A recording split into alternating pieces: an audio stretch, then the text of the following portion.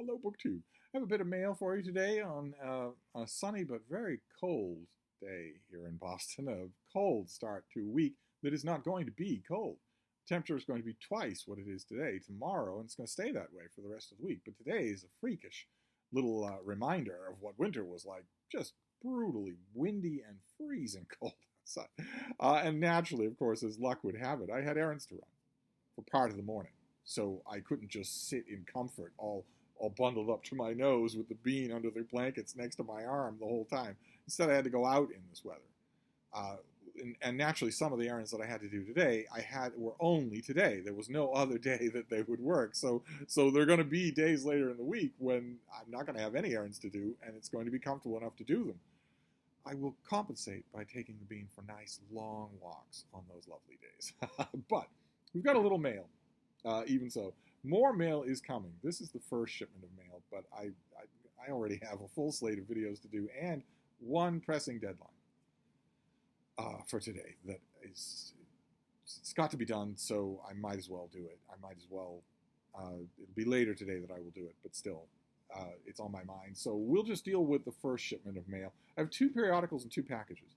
And one of the periodicals just came to me out of the blue. I never know how this works. I never know how you get on some other periodical's mailing list.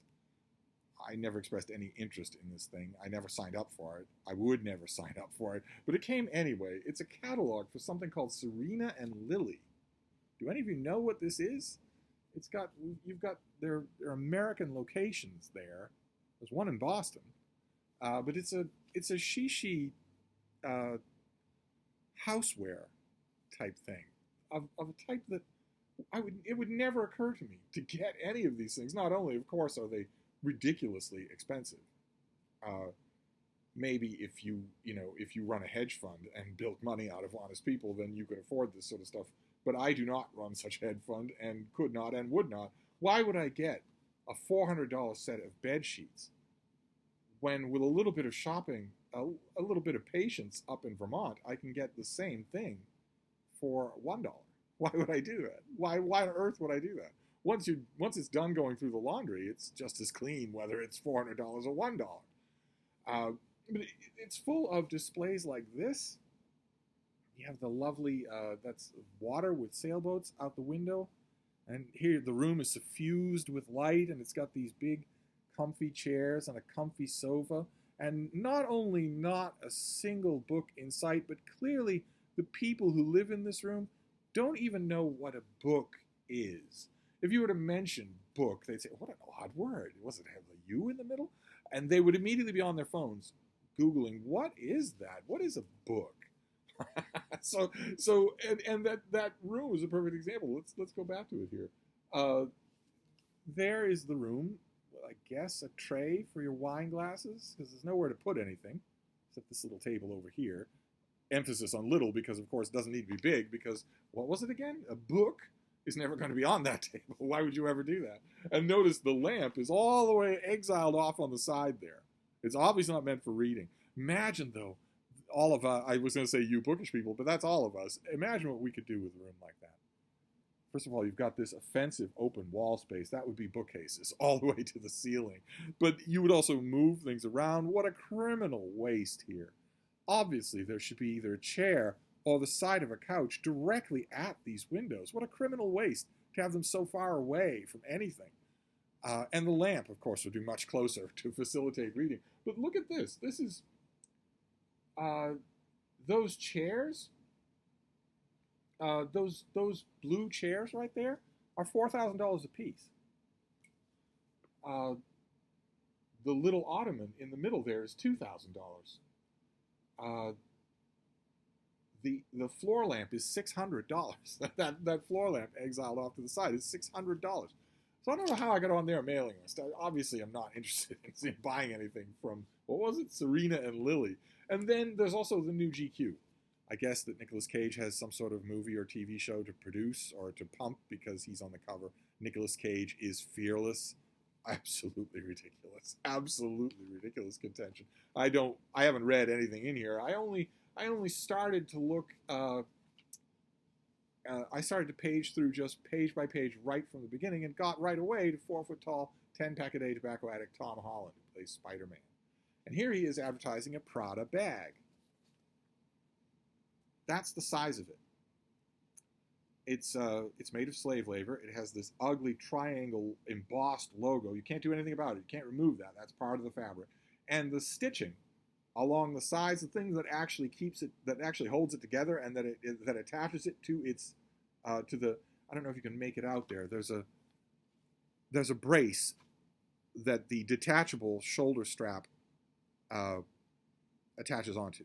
So you can take that off and use this as just a handheld purse, because it's the exact same size as my mother's pocketbook. But if you want to have it over your shoulder, you can use a strap. And the stitching that holds those ring bolts on either end is just a single, very quick, very cheap stitch. Just like the stitching that holds the lining together along the bottom and that holds the cover of the flap together. Meaning that this is just fine as a bag, provided you don't ever use it. If you use it, it is instantly going to break. And this full-page ad with Tom there fondling his Prada bag, which is not big enough for anything, right? It's not big enough to carry anything. It's pretty much exactly the size of a hardcover book. But I think it's safe to assume that Tom doesn't know what a hardcover book is any more than the posh Helen Hokinson ladies in that sun-drenched parlor know what a book is. It's pretty much the size of a hardcover book. So what you could put in there, your processed tobacco, I guess, but you're probably going to want that on your person for just the heart-stopping fear of losing it. You're going to want it on your person. And you don't need a book anyway, even if you're a reader, because you have 100 of them on your phone, which you're not going to put in that bag. I don't know what you would put in there, but it doesn't matter because you couldn't put anything in there, because the minute you do, it's going to break. The stitching is just going to pull out of it, of this slave-made ugly bag that the ad doesn't say how much money it is, but I think we can assume that this hideous little thing is probably $5,000 for the bag alone. Then I move to the next page. We get another 10-pack-a-day tobacco addict. Both of these people have first-stage lung cancer and simply ritualistically avoid going to the doctor because they know what they'll hear. So they just don't go. They just don't go. And that's Eddie Redmayne. And here he is advertising an Omega wristwatch. Says Eddie Redmayne's choice. And there he is wearing this wristwatch, which is probably $15,000, at least $15,000. And it says the name of the thing, it doesn't give me the price on it, but the name of it is the Seamaster Aqua Terra. For the $15,000 or $20,000 or $30,000, it has the benefit of being ugly. That is washed pink. This watch is washed pink in color, which means that it somehow manages the incredible hat trick of being offensive to heterosexuals, to the gays, and to everyone in between. And also, it's ugly. Notice there is no difference between the inwards pointing tines. There's no difference in their shape or their orientation, so it's almost impossible to tell what time it is here. You can guess, but I bet it's not lit.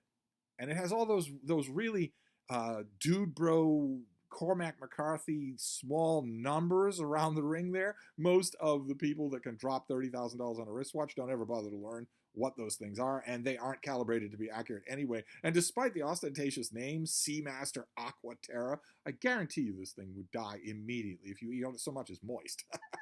You certainly cannot. The imagination here, the campaign here is something like you would be wearing this ostentatious, incredibly gaudy, crass wristwatch when your, I don't know, boat on Lake Como is strafed by Dr. No, and you have to dive into the water to save your life, and you want your watch to work when you haul yourself out on the deck and have a martini. And that is all just obviously false. Look at this thing. I mean, look at the design of it. The design of it means it is not waterproof. You can look and see that it's not waterproof. It's just ridiculous. Absolutely ridiculous.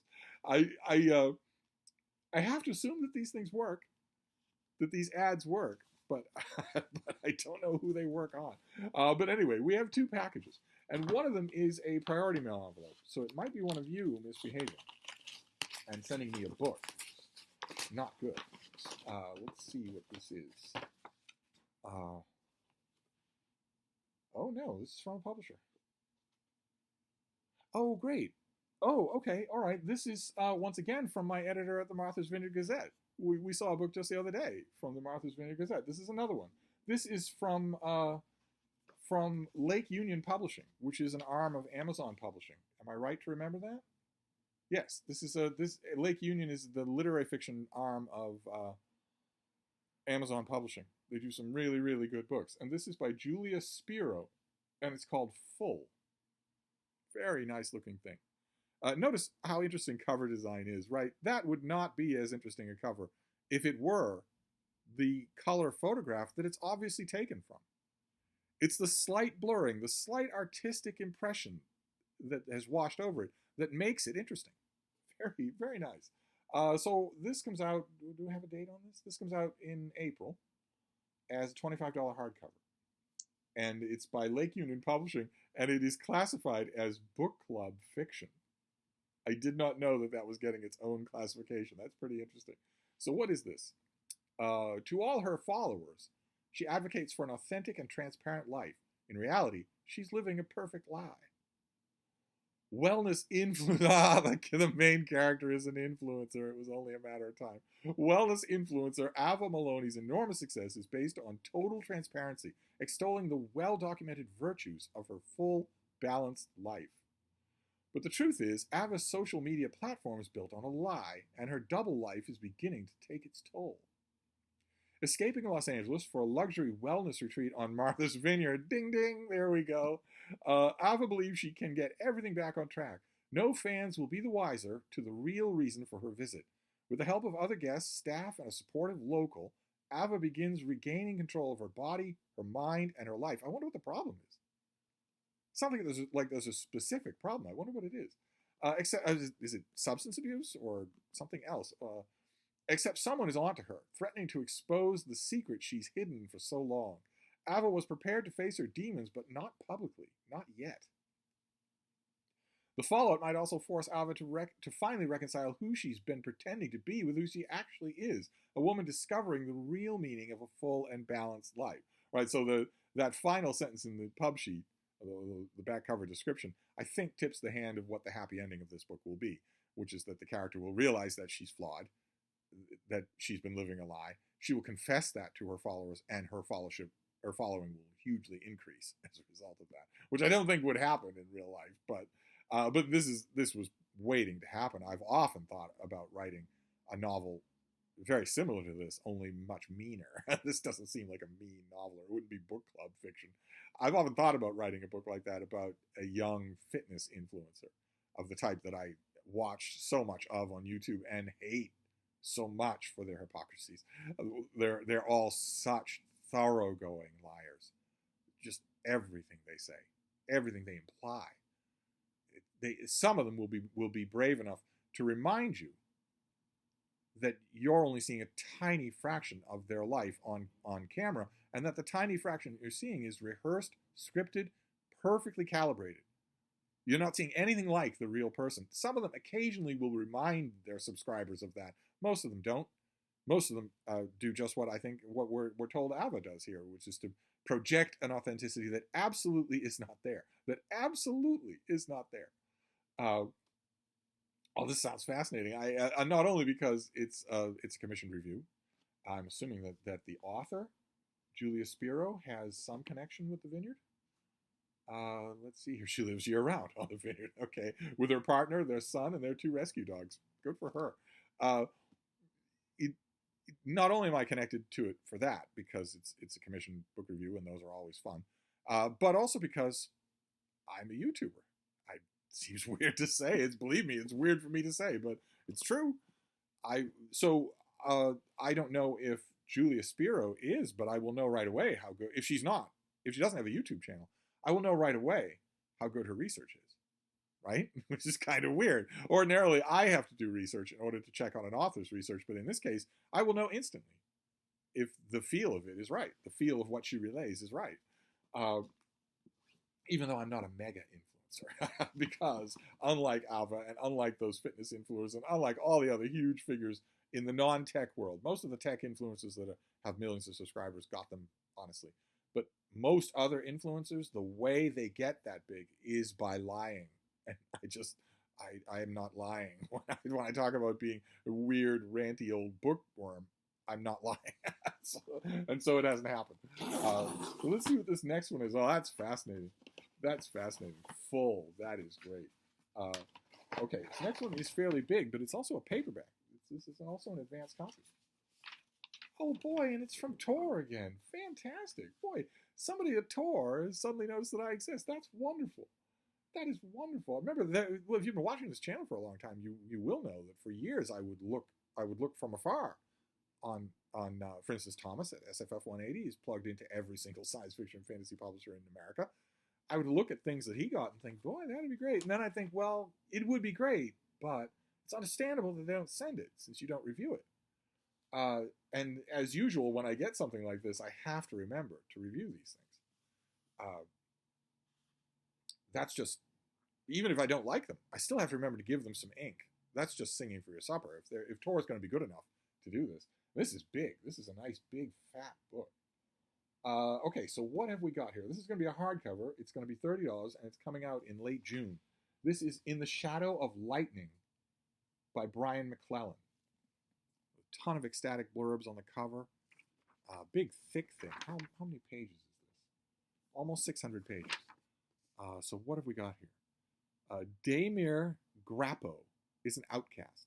He fled a life of wealth and power, abandoning his responsibilities as a general, a governor, and a son. Now he will live out his days as a grifter, rootless and alone. So we're right back to YouTube influencers. But when his mother is brutally murdered, Damir must return from exile to claim his seat at the head of the family and uncover the truth that got her killed. The very power that keeps civilization turning, God glass, is running out. Now, he must find allies, old friends, and rivals alike, confront the powerful guild families who are only interested in making the most of the scraps left at the table, and uncover the invisible hand that threatens the empire. A war is coming, a war unlike any other, and Damir and his ragtag group of outcasts, one might even call them a fellowship, are the only thing that stands in the way of the end of life as the world knows it. Okay, that sounds kind of good, and this author's name sounds kind of familiar as well. I'm not totally hep to sci-fi and fantasy, but well, who's this author when he's at home? Brian McClellan, in parentheses, he/him. Thanks. I already know that. Thanks. Is the author of the best-selling Powder Mage 6-book Flintlock fantasy series. I remember those. That's why I remember this name, because those were really well designed. They always caught my eye on the front release tables of bookstores. And I always managed to see like volume 3 or volume 4 and thought, I haven't read this thing. It's way too much of an investment. But I do remember them. Those were published by Orbit in the US and the UK. It has over 500,000 copies in print and has been translated into over a dozen languages. Good Lord. All right, so this is the first novel in something called the Glass Immortals series. No idea, no mention here of how long that series will be, but this author did a 6-book series, so it might not be just a trilogy. This is In the Shadow of Lightning. How fantastic. Okay, so that is coming out in late June. And those are our books for today, 2 fiction. So we have a big fantasy novel by Brian McClellan. I'd be interested to know, I'm sure that some of you have read his Powder Mage books. I'm sure that you have. Some of you have. I'd love to know if they're as good as they look. They're really well designed.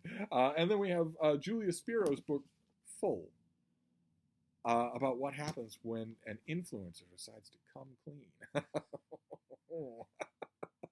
So those are our books for today, plus a couple of magazines. I am going to sign off for now and try to get warm under multiple blankets 3 days from April. But I will be back. Thank you, BookTube.